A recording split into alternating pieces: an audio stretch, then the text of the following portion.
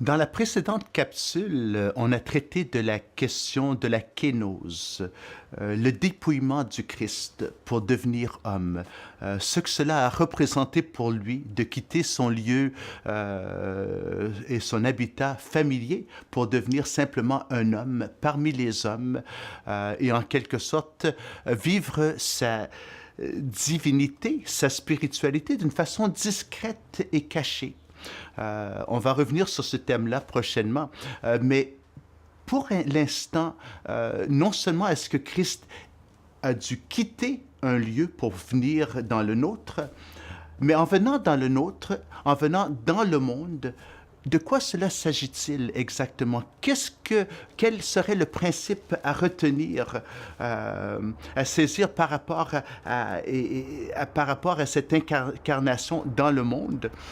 Alors, j'aimerais souligner en particulier le fait que nous sommes appelés à entremêler nos racines avec les racines du monde. Je prends comme texte la parabole du blé et de l'ivraie que nous retrouvons dans Matthieu 13, les versets 24 à 30. Dans cette parabole, Jésus explique comment que le père a envoyé, ou le maître, le propriétaire du champ a envoyé ses ouvriers pour semer le blé à la largeur et à la grandeur du champ. Et puis voilà que les premières pousses ont commencé à sortir. Et puis tout allait si bien que les ouvriers, un soir, ont décidé de dormir, se coucher un peu tôt. Et que l'ennemi est venu, donc dans la nuit, semer l'ivraie. Et personne n'a rien vu, personne n'a rien remarqué, jusqu'à ce que, à la fin de la saison, l'ivraie commence à produire des fruits.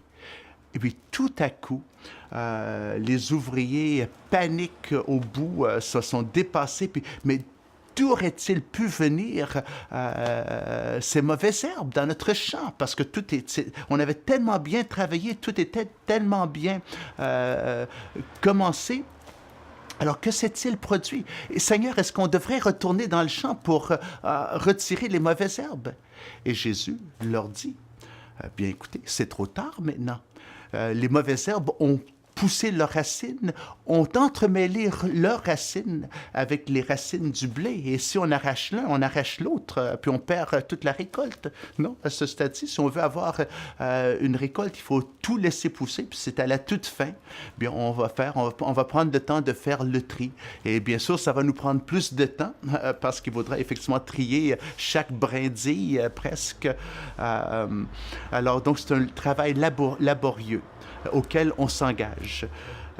Mais la notion, et ce que je veux surtout souligner ici, c'est que, en quelque sorte, la stratégie de l'ennemi de venir la nuit et de semer les mauvaises herbes dans le champ, en quelque sorte, il n'y a rien de nouveau, ce n'est que de l'imitation, puisque Jésus ou le Maître avait déjà envoyé ses ouvriers semer. Alors lui, il fait juste reprendre le même geste. En quelque sorte, le champ, nous y sommes de façon légitime. Le champ nous appartient. Jamais est-ce que Dieu a cédé, ou le Maître a-t-il cédé le champ, ou Dieu cédé le monde à l'ennemi. Jamais, puisque le monde lui appartient. Oui, l'ennemi a toute la liberté d'action selon celle qu'on lui offre et qu'on lui permet. Mais autrement, nous y sommes dans ce monde de façon légitime et dans toutes les sphères de la société dont on va traiter davantage dans une prochaine capsule. Alors, nous avons à apprendre à entremêler nos racines avec les racines du monde, non en tant que victimes de la stratégie de l'ennemi pour, en quelque sorte, compromettre l'intégrité de notre foi ou notre intégrité morale et enlever de nous la sainteté de Dieu. Mais nous avons à assumer pleinement ce que nous sommes en tant que fils et enfants de Dieu, afin de vivre pleinement et librement notre identité dans le monde tel qu'il est, et nous-mêmes enraciner nos racines autour des racines de ce monde et à l'intérieur même des sphères d'activité de ce monde et d'être pleinement présent au monde, puisque nous y sommes, nous avons été les premiers envoyés dans ce monde afin de le gérer. Et jamais est-ce que ce premier commandement donné par Dieu à l'homme a-t-il été renié par Dieu? Non, ces premiers commandements de Genèse 1 et 2 demeurent toujours et sont d'ailleurs les premiers commandements donnés à l'homme qui déterminent davantage quelle est la raison d'être humaine sur la terre. La réconciliation, c'est en vue de pouvoir restaurer le projet initial de Dieu. Alors, entremêler nos racines avec les racines du monde avec toute l'assurance qui est nôtre par l'Esprit Saint qui nous habite. Une personne qui se connaît véritablement dans la profondeur de sa communion avec Dieu peut devenir tout à tous, peut devenir